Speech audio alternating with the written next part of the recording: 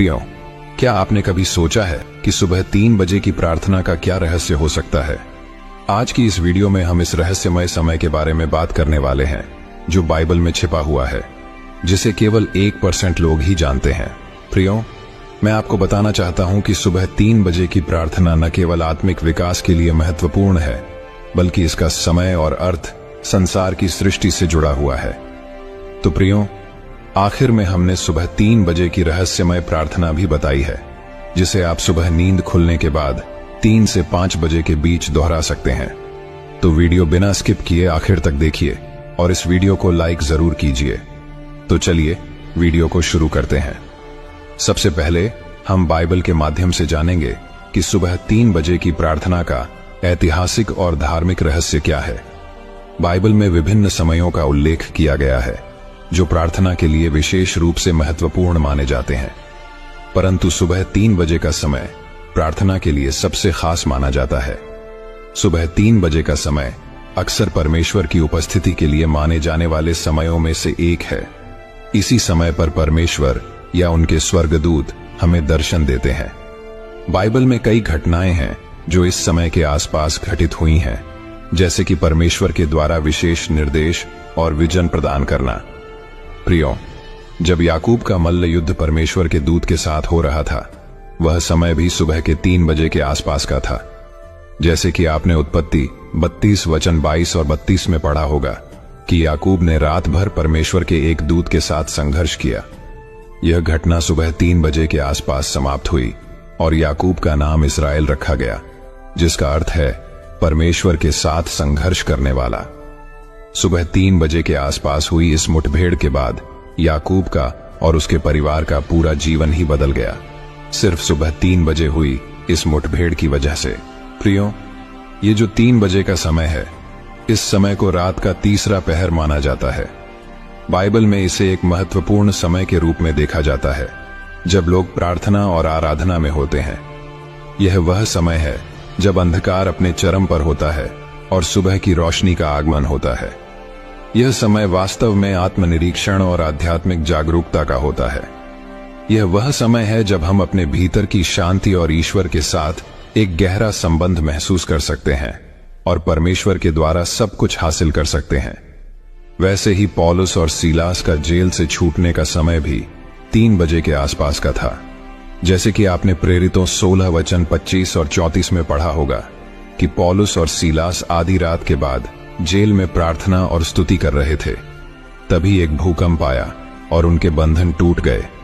यह घटना सुबह के शुरुआती घंटों में यानी 3 बजे के आसपास ही हुई थी। प्रियो, सुबह 3 बजे की प्रार्थना हमें परमेश्वर के साथ एक गहरा और व्यक्तिगत संबंध स्थापित करने में मदद करती है और हमारे सारे बंधनों को तोड़ देती है। यह प्रार्थना हमें हमारे आध्यात्मिक मार्ग पर जागरूक और संवेदनशील बनाती है। प्रभु यीशु का प्रार्थना करने का समय भी सुबह 3 बजे के आसपास का ही था। जैसे कि आपने मरकुस 1 वचन 35 में पढ़ा होगा कि सुबह सुबह जब अंधेरा ही था, यीशु उठा, घर से निकला और एकांत जगह में जाकर प्रार्थना करने लगा। प्रियो, जब प्रभु यीशु पानी पर चले थे, यह समय भी सुबह 3 बजे के आसपास का ही था। बाइबल में और कई सारी घटनाएं हैं जो इस समय के आसपास घटित हुई हैं। इसीलिए इस समय को परमेश्वर की उपस्थिति का समय माना जाता है और हमें इसी समय में यानी 3 बजे से 5 बजे के बीच यह प्रार्थना करनी है। जब आप इस समय में प्रार्थना करते हो तो परमेश्वर या स्वर्गदूत की उपस्थिति आपकी प्रार्थना में शामिल हो जाती है और आप प्रार्थना में जो कुछ शब्द बोल रहे हो वह परमेश्वर या स्वर्गदूतों द्वारा सुने जाते हैं और इसी समय परमेश्वर का चमत्कार आपके साथ घटित होता है। प्रियो, इस तीसरे पहर में प्रार्थना करके यानी सुबह 3 बजे की प्रार्थना करने से आप अपना सारा जीवन बदल सकते हैं। सिर्फ इस प्रार्थना को विश्वास पूर्वक और पूरे दिल से मेरे साथ दोहराए, चाहे आपकी स्थिति कैसी भी हो। सिर्फ इस प्रार्थना को आपने सच्चे मन से करें और फिर जादू देखिए। प्रभु यीशु आपके जीवन को एक विशेष और गहन तरीके से बदल देंगे। तो प्रियो, अब चलते हैं प्रार्थना की ओर। मैं जो प्रार्थना करने जा रहा हूं, इसे रात के तीसरे पहर यानी सुबह 3 बजे से लेकर सुबह 5 बजे के बीच जब भी आपकी नींद खुले तब आपको यह प्रार्थना करनी है। तो चलिए मैं इस प्रार्थना को शुरू करता हूं। तो मेरे साथ आप भी इस प्रार्थना को अंगीकार करें। हे मेरे सर्वशक्तिमान और अनंत परमेश्वर, मैं एक विनम्र और पश्चातापी हृदय के साथ आपकी दिव्य सुरक्षा और उद्धार की तलाश में आपकी उपस्थिति में आता हूं। मैं आपकी शक्ति और वचनों को स्वीकार करता हूं, यह जानते हुए कि आप ही मेरे शरण और संकट के समय में मेरा किला है। मैं आपके सभी सृजन पर आपकी प्रभुता की घोषणा करता हूं, यह जानते हुए कि केवल आपके पास ही हर बंधन को तोड़ने, हर बुराई को हराने और सभी अंधकार पर विजय प्राप्त करने की शक्ति है। मैं आपके वचन और यीशु मसीह द्वारा क्रूस पर जीती गई विजय के अधिकार पर खड़ा हूं। हे मेरे दयालु पिता परमेश्वर, मैं अपनी आवाज को प्रार्थना में उठाता हूं। मैं आपकी सुरक्षा के लिए प्रार्थना करता हूं, उन बंधनों को तोड़ने के लिए जो मुझे लंबे समय से बंधक बनाए हुए हैं। यीशु के नाम पर मैं हर बुरी शक्ति, हर शाप, हर जादू टोना और हर अंधकार की शक्ति को तोड़ देता हूं।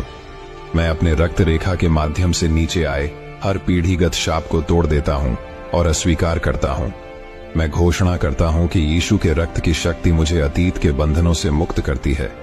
मैं हर नकारात्मक पैटर्न, हर लत के चक्र, हर गढ़ को तोड़ता हूं जिसने मुझे आपके आशीर्वाद की पूर्णता का अनुभव करने से रोका है। मैं मेरे जीवन के ऊपर मंडरा रहे हर एक बुरे साए की बुरे शक्ति को प्रभु यीशु के नाम पर आग में जलने की आज्ञा देता हूं, जिसने मेरी प्रगति में बाधा डाली है। हे मेरे स्वर्गीय पिता, मैं मेरे टूटे हुए रिश्तों को बहाल करने और सामंजस्य लाने के लिए, संपूर्णता और एकता लाने के लिए आपके उपचार स्पर्श की मांग करता हूं। हे मेरे पिता परमेश्वर, मैं अपने मन, विचारों और भावनाओं पर आपकी दिव्य सुरक्षा के लिए प्रार्थना करता हूं। मैं हर भय, चिंता और अवसाद की आत्मा को अस्वीकार करता हूं जिसने मुझे परेशान किया है। मैं अपने शरीर पर आपकी दिव्य सुरक्षा के लिए प्रार्थना करता हूं। मैं हर बीमारी, रोग और कमजोरी को अस्वीकार करता हूं जिसने मेरे स्वास्थ्य पर हमला करने की कोशिश की है।